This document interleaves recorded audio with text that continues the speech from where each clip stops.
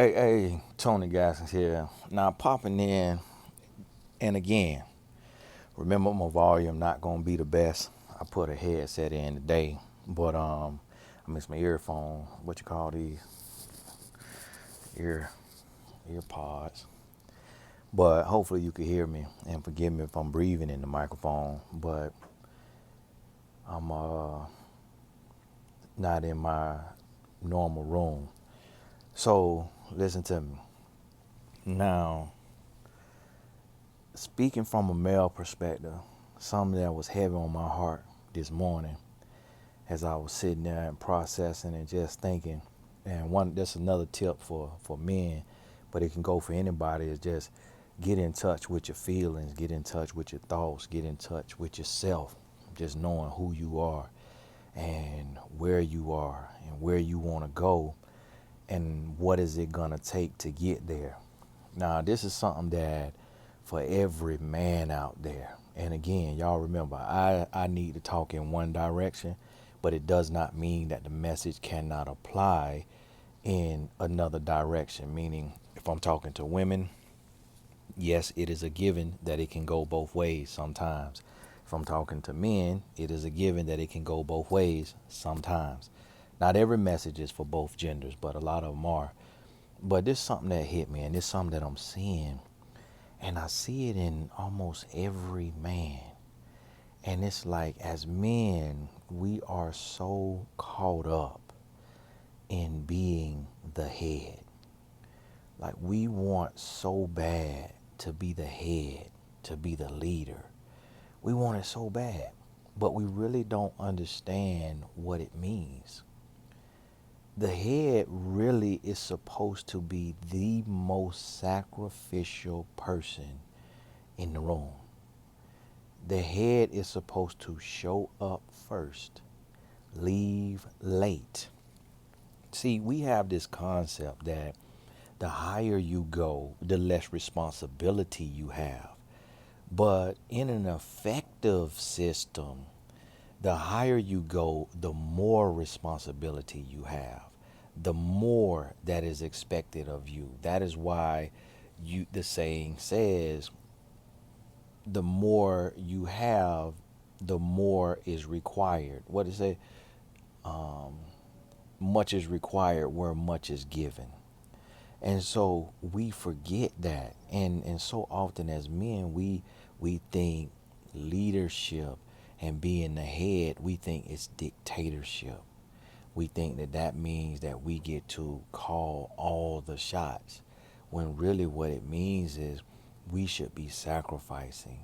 We should be leading in love. We should be serving. We should be washing our woman with love. And we got to get away from feeling like that we're less than a man if if we let a woman call a shot. If we let a woman call a shot, if we let a woman, our woman have something.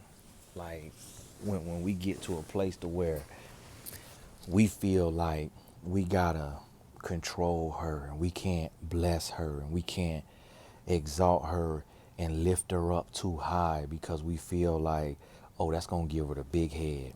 But at the same time, we want praise, we want affirmation, we want gratitude, but we don't want to give it. And I remember specifically in college, one of my teammates said to me, he said, I don't praise my woman and lift my woman up, because if I put her on a pedestal, all she can do is look down on me. And see, that is true in a lot of ways with human nature. With human nature, when we start to receive praise, sometimes it feels so good, we will be so wrapped up in it, we'll forget to give it back. And that is human nature. And then also we have to realize personalities. A lot of times it's not even that. Sometimes it's the fact that how a person was raised. So I heard a man say that he doesn't give a lot of affection because his mother didn't give a lot of affection. I've heard men say that their father didn't give a lot of affection. I've heard women say they don't give a lot of affection because their family wasn't a hugging, loving, affectionate family. A lot of times people are just, it has nothing to do with us.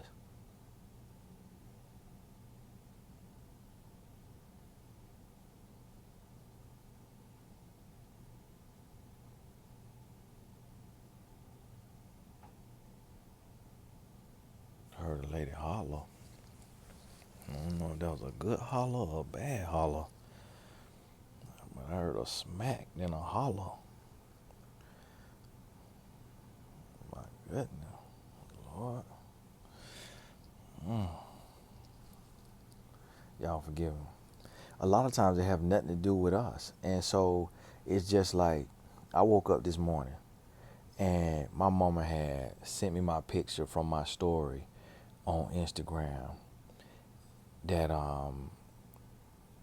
this lady posted. She asked to take a picture with me, and she posted and she put best dress goes to at Tony Gaskin. She put it in her story, and I put it in my story. She's a director, and my mama screenshotted it and sent it to me with a bunch of hearts. Oh my baby, your mama love you.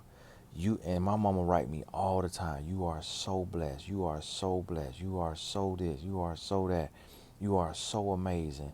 My whole life, my mama have told me, baby, you so handsome. Baby, you are so handsome.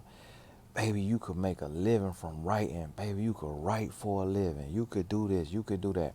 So that's how I am with my wife. But my wife doesn't come from that. Her family was not like that. So she's not like that. So as a man, a lot of times I'm like, man, I want more affirmation. Man, I want more of this and that.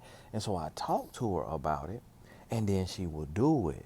But when I look at it, I realize it's not that she doesn't love me, because she shows her love. And what I realize is her family shows love by what they do.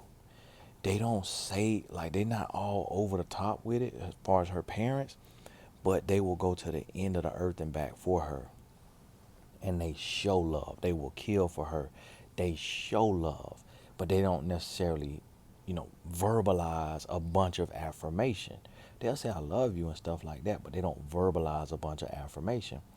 And so my wife is the same way, and then she has grown in our marriage through communication. And then me, I'll just dump it, dump it, dump it, dump it, and then not always show it in my other words. Like, I'll be very harsh and very direct and very rude in my words. And I had to learn, hey, it don't do you no good to show all this love, buy all these gifts, and then if you're gonna make somebody feel 2 inches tall with your words. So the same way my wife had to learn, I had to learn. And what I realized as a man, I said, you know what? I know she loved me. I know she loved me. So let me shower her with love, and shower her with affirmation, shower her with gifts, whatever, or any type of love that I could speak, any type of love that I can give.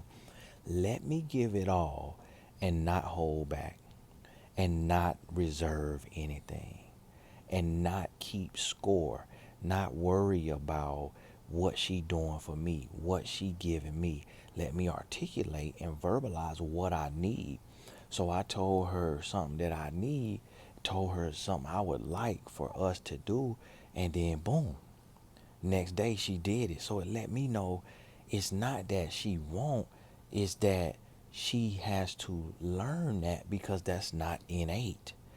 People say, oh, love is innate. The ability to love is innate, but love speaks languages. Love is a verb.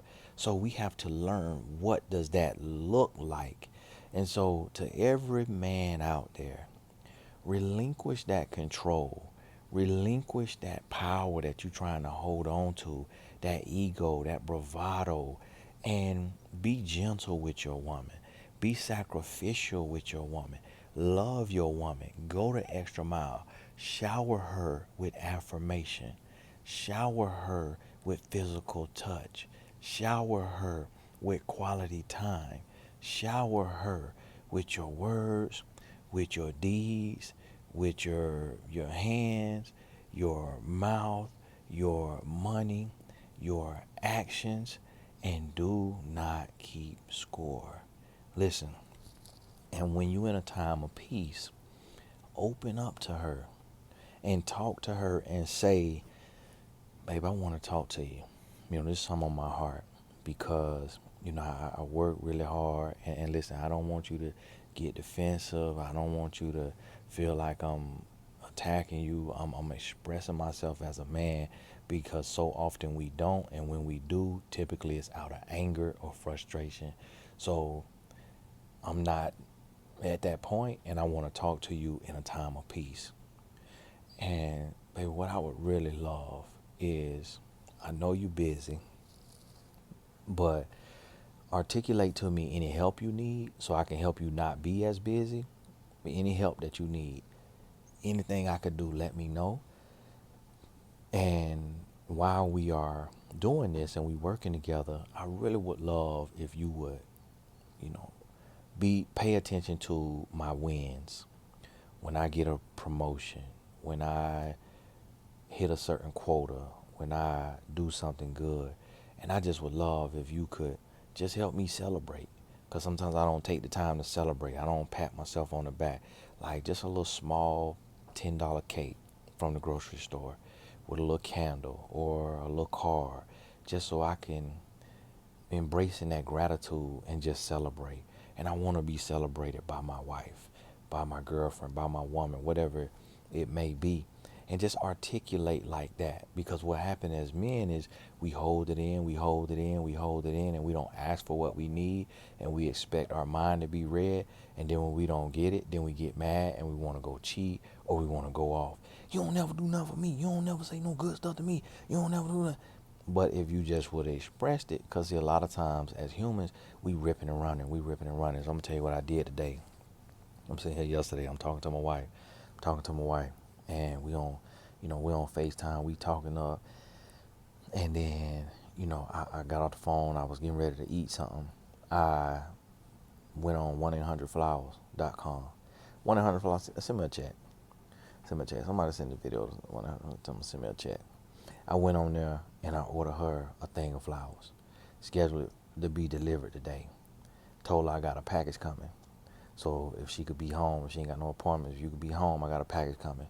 Nice thing of flowers. Cost about $80, $90. I was mad when I seen that price because the thing said $49.99. I'm like, where is all the other fees coming from now? Y'all about to make me be a florist. And boom, just like that. So when she get that, it's more than just words. Telling her. And then this is what I ask. This is what I'm doing. This is what I ask. I said, baby, send her this little TikTok dance. Because she got a TikTok. And she like to dance. She's Jamaican. They like to dance. But she don't want to do the songs with cursing in it. And she don't want to do nothing, provocative. But just like little fun, friendly dances. And so you'll find her on TikTok, Cherie Gaskin. And so she like to do her little dances. But it's another little TikTok. It's real simple. It ain't even doing nothing, but it got cursing in it. And so I sent it to her and I said, baby, can you make this one for me? Not the post, of course, it's not appropriate the post because it got the cursing in the song. But can you do this one for me and send it to me so when I need a little boost, when I'm thinking about you, I can look at it. And so she was like, LOL, okay, just like that. And so I asked for what I need instead of expecting her to read my mind. And then when you ask your woman for what you need and you're giving her what she need, you giving her what she need in every way, every language of love you can speak, you doing that. Then if she doesn't reciprocate, then you got an issue.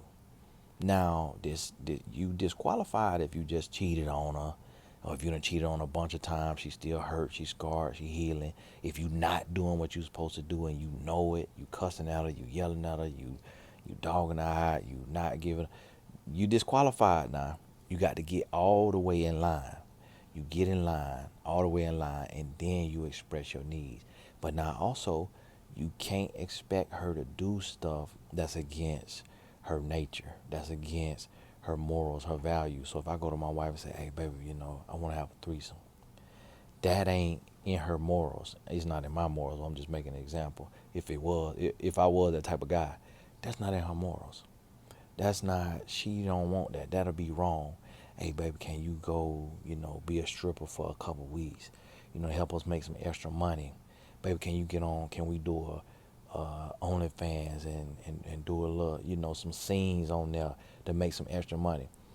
You can't get mad when your woman won't do something that's against her morals, her values, and all of that. So understand that. This ain't no free for all. But what we got to do as men is we got to chill. We got to come to a place where we could trust our woman, trust her mind. I'm working right now, and it was one department that I needed, and I trust that whole department to my wife. I trust that whole situation to my wife. It's out of my comfort zone. I wouldn't do it like that myself. I wouldn't pick it like that myself, but I trust her. She studied this. She know this. This is what she do. And then boom, in that department, I'm getting praise. I'm getting accolades. I'm getting recognized and respected in that department. But that's my wife's doing, not mine. But I relinquished that power, that ego trip. And I say, boom, this your strong suit. This what you do. I'ma trust you there. I'll tell you the exact example later. Just a little, premature right now on me speaking on stuff. But boom, just like that. So that's an example. And I'm sharing this because as I learn, as I take a step, I just learned this morning.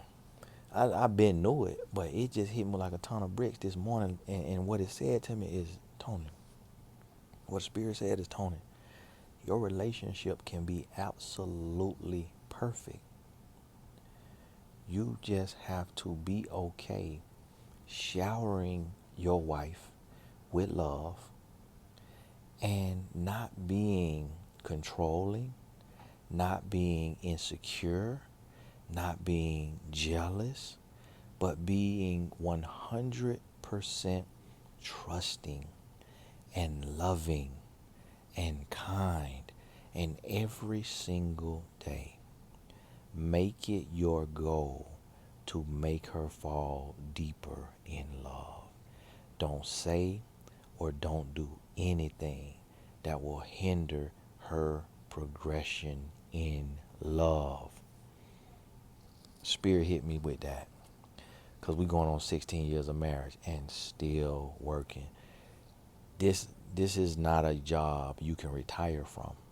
You got to get up and be better. And our relationship is great. When you look on the scale of relationship, our relationship is great. We are 9 out of 10, and I'm just leaving that for room to grow. We are 9 out of 10. I could say we're 8.5. I could say we're 8. That's still an exceptional relationship. A 7 out of 10 is an exceptional relationship in the grand scheme of things in relationships. But I want a 10 out of 10. I want me to be a 10 out of 10. I can't control her.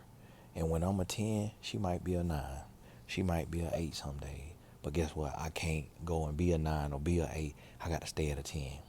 And knowing that I married a good woman, knowing that she got a good heart, knowing that she want to love, she want to serve, she want to please, she want to be any and everything that I need, knowing that I know that if I'm a 10, she going to match me at that 10. She's going to meet me and match me at that 10. Listen, this fair. Send this to every man you know. And fellas, listen to me. Listen to me.